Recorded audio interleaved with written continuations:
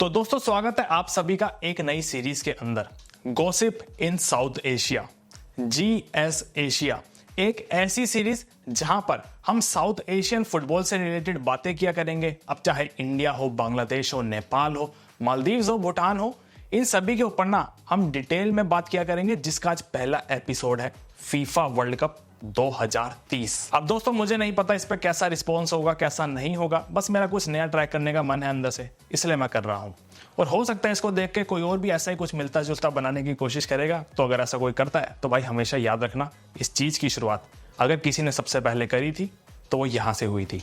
ठीक है, अभी वीडियो के ऊपर बढ़ने से पहले सबसे पहले भाई कमेंट सेक्शन में ना ये बता दो कि अगर इस साउथ एशियन फुटबॉल में से कौन सी टीम पहली लगती है तुम्हें जो फीफा वर्ल्ड कप में क्वालिफाई करेगी।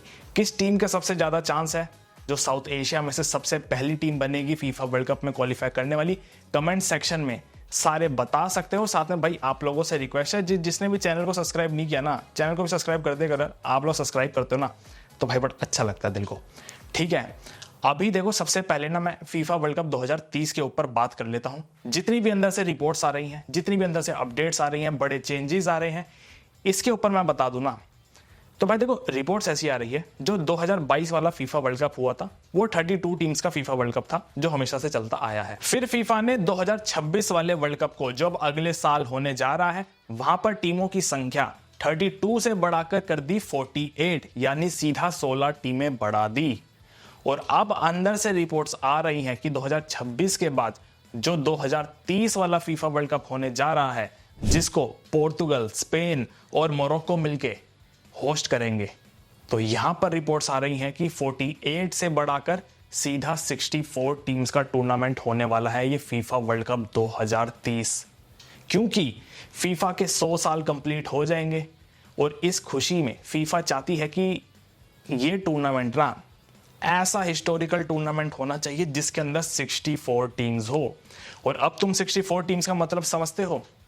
जब 32 टीम्स थी तो एशिया के कॉन्टिनेंट का स्लॉट कितना था?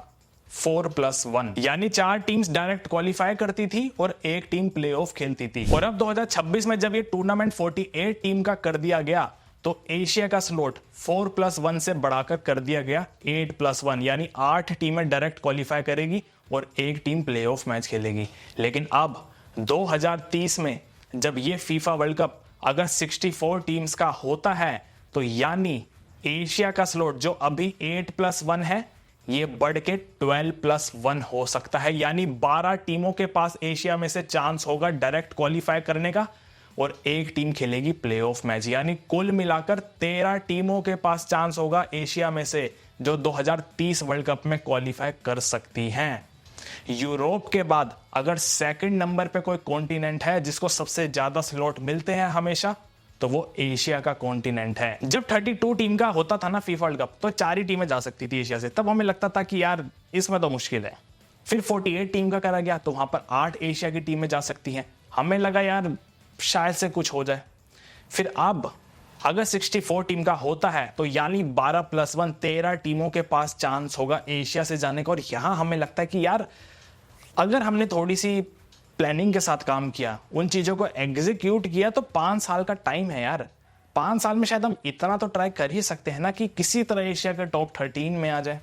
क्योंकि अगर हम एशिया की रैंकिंग पे नजर डालें ना तो एशिया की अगर आप टॉप 8 टीमें देखोगे ना तो इनको देख के आपको लगेगा कि ठीक है यार, इनका तो थोड़ा सा भी लेवल हाई है।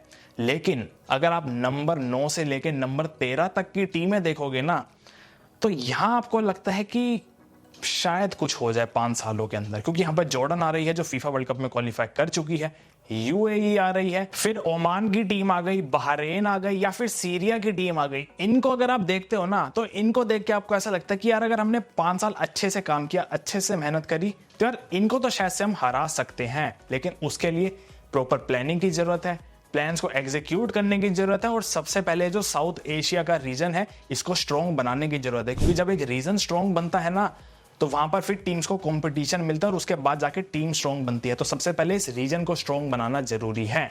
और अभी एशिया में इंडिया 24 नंबर पे चल रही है, नेपाल 35 पे चल रही है, बांग्लादेश 38 पे चल रही है, रिसेंट में इंडिया भी पिछले साल तक 18वें नंबर पे थी, लेकिन लगातार खराब परफॉर्मेंस के बाद, खराब फॉर्म से चल रही इस टीम को अब 18 से 24वें नंबर पे आना पड़ा है। लेकिन 5 साल का टाइम है भाई, और 5 साल में इंडिया भी बहुत कुछ कर सकती है, बांग्लादेश भी बहुत कुछ कर सकती है और नेपाल भी बहुत कुछ कर सकती है। तो भाई 13 टीमों के पास चांस हो सकता है 2030 वर्ल्ड कप में, अगर उस टूर्नामेंट को 64 टीम्स का टूर्नामेंट बनाया जाता है तो। लेकिन अब बात यह आ जाती है कि अगर ऐसा होता है, 13 टीमों को चांस मिलता है, तो हमें क्या करने की जरूरत है कि जिससे हम वो जो ड्रीम है फीफा वर्ल्ड कप का, उसको किसी तरह से हासिल कर सके। टीम वाइज टीम बात करते हुए चलते हैं, जहां पर सबसे पहले इंडिया की टीम से शुरुआत करते हैं। तो भाई देखो, इंडिया की जो अभी करंट हालात चल रहे हैं, जो भी अभी करंट इंडियन फुटबॉल के अंदर चल रहा है, भाई सर देखो, सारे फैंस को उसे देख के लगेगा कि फीफा वर्ल्ड कप क्या, एशिया कप में भी क्वालिफाई करने के हालात मुश्किल हो रखे हैं। लेकिन यार देखो, मैं सही बताऊं, अभी हम जिस सिचुएशन में है ना, यही एक टाइम है कि ट्रांजिशन पीरियड लगाया जाए, जितने यंगस्टर्स हैं इनको टीम में डाला जाए, क्योंकि ये टेक्निकल लेवल पर काफी अच्छे प्लेयर्स हैं। और अभी जो अंडर 23 की भी टीम अनाउंस हुई है ना, इसको अगर तुम देखोगे ना, इसको तुम्हें देख के लगेगा कि इस टीम के अंदर दम है सीनियर टीम को हराने का। तो ये हमारे यंगस्टर्स के अंदर टैलेंट है, ये उनके पास स्किल है और टेक्निकल लेवल पर ये काफी स्ट्रॉन्ग प्लेयर्स हैं। अब बात यह आ जाती है कि हमें ना एक ट्रांजिशन पीरियड चलाना पड़ेगा कि इन यंगस्टर्स को सीनियर टीम में डाले, इनको अब हम रेगुलर गेम टाइम देना स्टार्ट करें, क्योंकि अब जो हो गया वो हो गया भाई। देखो, पीछे तो टाइम में नहीं जाया जा सकता, लेकिन आगे का जरूर सोचा जा सकता है। क्या इंडिया अगर इस लेवल पर नहीं आ सकती कि अगर हम इनको प्रॉपर प्लानिंग के साथ लेकर चले, प्रॉपर काम करें, तो क्या इंडिया एशिया की टॉप 13 टीम में नहीं आ सकती? आ सकती है भाई, जरूर आ सकती है। 5 साल का टाइम है हमारे पास। यहाँ से जितने भी यंगस्टर्स आ रहे हैं, इनको रेगुलर गेम टाइम मिलेगा, लगातार इनको हम सीनियर टीम में मैचेस खिलाएंगे, इनको हम एक ट्रांजिशन पीरियड के अंदर डालेंगे, तो भाई मैं सीरियसली बता रहा हूँ, इंडिया उस चीज को टारगेट कर सकती है अगर 64 टीम्स का 2030 फीफा वर्ल्ड कप होता है तो। और एक और बात है कि इंडिया यहाँ से एक और चीज का टारगेट मार सकती है कि अगर OCI प्लेयर्स को अलाउ किया जाता है, अब चाहे वो अगले साल तक हो, चाहे 2 साल के बाद हो, तो इंडिया के पास भाई डबल चांस होगा। वो इसलिए क्योंकि एक तो आपका यंग टैलेंट इतना स्ट्रांग होगा जो सीनियर टीम के अंदर आके कंफर्टेबल हो चुका होगा, और दूसरा जब उनके साथ OCI प्लेयर्स मिक्स होंगे ना आके, तो ये इंडिया की टीम फिर भाई चली जाएगी अलग लेवल पे, जिसके ऊपर मैं पहले भी वीडियो बना चुका हूं और मैं अभी भी बोल रहा हूं कि अगर यंगस्टर्स को लगातार हम गेम टाइम देंगे, यंगस्टर्स के साथ हम OCI प्लेयर्स को मिक्स करेंगे, तो भाई फिर इस इंडिया की टीम के अंदर क्वालिटी है कि एशिया के टॉप 10 में ना ये इजीली चले जाएंगे। तो हमें सबसे पहले तो इन चीजों के ऊपर काम करना है कि ये सीनियर टीम में से अभी हमें प्लेयर हटाने की जरूरत है, यंग प्लेयर्स डालने की जरूरत है, क्योंकि इनके अंदर वो टैलेंट है। जितने भी यंग प्लेयर्स आ रहे हैं, हमने अभी जैसे अंडर 17 में देखा, डैनी मितई हो गए, शामी हो गए, या फिर अब अंडर 23 में जितने प्लेयर्स देख रहे हैं, इन सबके अंदर वो क्वालिटी है। बस करना क्या है, इनको सीनियर टीम में लेकर आना है और इन्हें लगातार गेम टाइम देना है। और जैसी भी अभी इंडियन फुटबॉल के अंदर सिचुएशन चल रही है ना, तो मैं सारे इंडियन फुटबॉल फैन से बस इतना ही कहना चाहता हूँ, भाई देखो, एक साथ होकर अभी हमें रहने की जरूरत है, क्योंकि अगर एक साथ होकर रहेंगे ना, तो हम इन चीज़ों को ओवरकम कर जाएंगे। और होपफुली अगले 5 साल के अंदर अगर हम लगातार चीज़ों को फोर्स करते हैं, तो सामने वाले को भी भाई वो चीज़ें करनी पड़ेगी। तो इनका सबसे पहला स्टेप यही है कि अब हाई टाइम है कि हमें यंगस्टर्स को सीनियर टीम में डालना चाहिए, इनको लगातार गेम टाइम खिलाना चाहिए, ताकि अगले आने वाले 3-4 साल में ये आपस में सब मिक्स हो जाए। ठीक है, ये स्टेप अगर ये हो जाता है, इनके साथ OCI प्लेयर्स मिक्स हो जाते हैं, तो डेफिनेटली मैं इंडिया को 2030 में वहां पर देख सकता हूं, अगर उस टूर्नामेंट में 64 टीम्स अलाउड हुई तो। वहीं अगर हम बांग्लादेश की टीम के ऊपर बात करते हैं ना, तो भाई देखो, बांग्लादेश का जो रोड मैप आ जाता है अगले 5 सालों का, देखो टीम ने एक सबसे अच्छा स्टेप क्या किया है कि इन्होंने अपने ओवरसीज प्लेयर को इंक्लूड करना स्टार्ट कर दिया है, जो सबसे एक अच्छा स्टेप है। बाकी के जितने प्लेयर्स हैं उनको बूस्ट मिलेगा, और कहीं ना कहीं बांग्लादेश की टीम का अब जो कॉन्फिडेंस है वो थोड़ा सा अलग दिख रहा है पहले के कंपैरिजन में। इनको अभी यहाँ से करना क्या है, जो इनकी लीग है ना, उसको थोड़ा सा लंबा करने की जरूरत है, टीम्स को इंक्लूड करने की जरूरत है। अभी शायद से करंट में 10 टीमें हैं बांग्लादेश की लीग के अंदर, उसको अगर थोड़ा सा बढ़ा दिया जाए, 12 कर दिया जाए, 13 कर दिया जाए, या 14 कर दिया जाए, उससे होगा क्या कि एक तो आपका ना प्लेयर्स का पूल साइज बढ़ेगा, उनको एक्स्ट्रा खेलने को मिलेगा। और जब प्लेयर्स का पूल साइज बढ़ता है ना, तो आपके पास प्लेयर्स ज़्यादा होते हैं सेलेक्ट करने के लिए, प्लेयर्स ज़्यादा होते हैं जिसमें आपकी नज़रें फिट हो जाए कि यार ये प्लेयर कुछ अलग सा कर रहा है। जितना उनको अलग से चांस मिलेगा, ज़्यादा चांस मिलेगा, उतने हाई चांसेस है कि आपके पास टैलेंट भी ज़्यादा ही आएगा।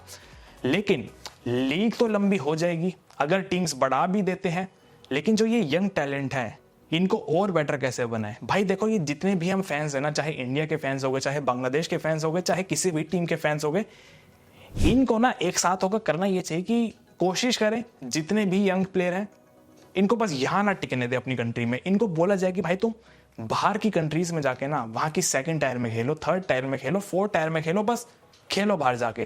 क्योंकि अगर वहाँ के वो सेकंड टायर या थर्ड टायर में भी खेलेंगे ना तो वहाँ के इंफ्रास्ट्रक्चर और यहाँ के इंफ्रास्ट्रक्चर में ना जमीन आसमान का फर्क है। ये मैं सिर्फ बांग्लादेश को नहीं कह रहा हूँ भाई, ये मैं इंडिया के लिए भी कह रहा हूँ, नेपाल के लिए भी कह रहा हूँ, श्रीलंका हो गई उनके लिए भी कह रहा हूँ, कोई भी कंट्री उनके लिए कह रहा हूँ। क्योंकि भाई यहाँ के इंफ्रास्ट्रक्चर और वहाँ के इंफ्रास्ट्रक्चर में फ़र्क है। और जब ये प्लेयर वहाँ के एटमॉस्फेयर में खेलेंगे जाके, वहाँ के जिस प्लेयर्स के बैच में ये खेलेंगे जाके, उन प्लेयर्स में भी और जो यहाँ जिन प्लेयर्स के बैच में खेलते हैं उसमें भी बहुत ज़्यादा फर्क होता है। तो ऑटोमेटिकली टेक्निकल लेवल पर ये और बेटर प्लेयर बनेंगे। और होगा क्या उस चीज़ से भाई, जितना ये बेटर टेक्निकल लेवल पर जाएंगे उतना ही हमारी नेशनल टीम्स को फायदा होगा, चाहे बांग्लादेश हो, चाहे इंडिया हो, चाहे कोई भी टीम हो।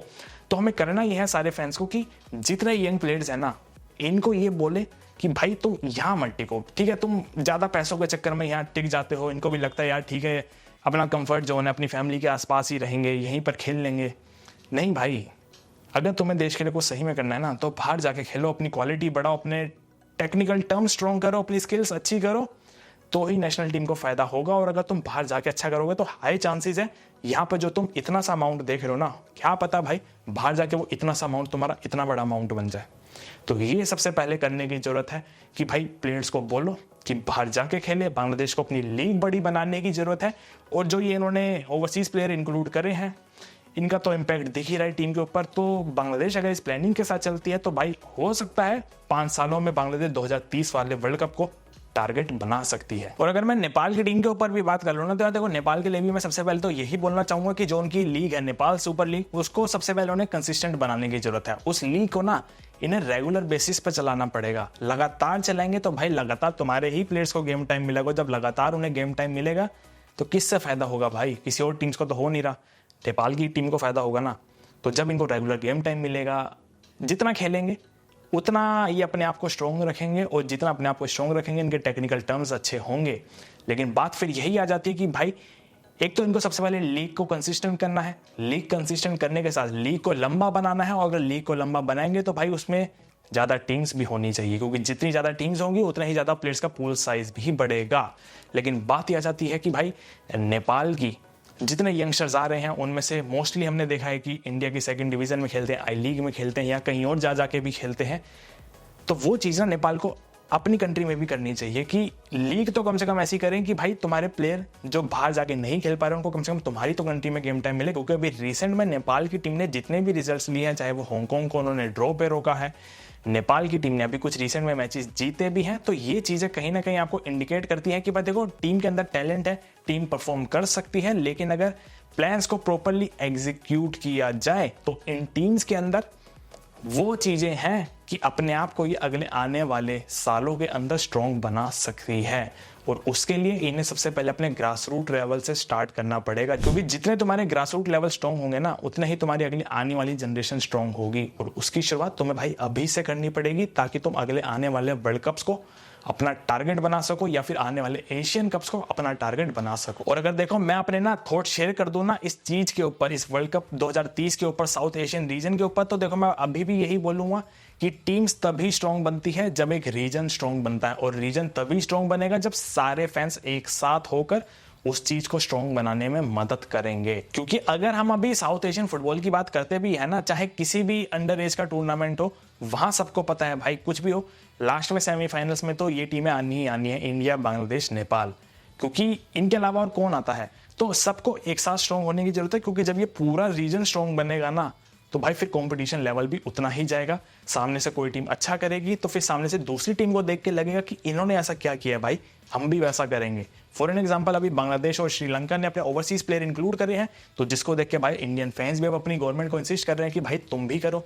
तो ये चीजें ना कहीं ना कहीं पॉजिटिव होती है कि पूरे रीजन को स्ट्रॉन्ग बनाकर चलती है, और ऐसी ही चीजें ना टीम्स को एक साथ ग्रो होने में मदद करती हैं। तो ठीक है भाई, आज की वीडियो में बस इतना ही। ये था गॉसिप इन साउथ एशिया का एपिसोड नंबर 1, जहां पर हमने बात करी फीफा वर्ल्ड कप 2030 के बारे में।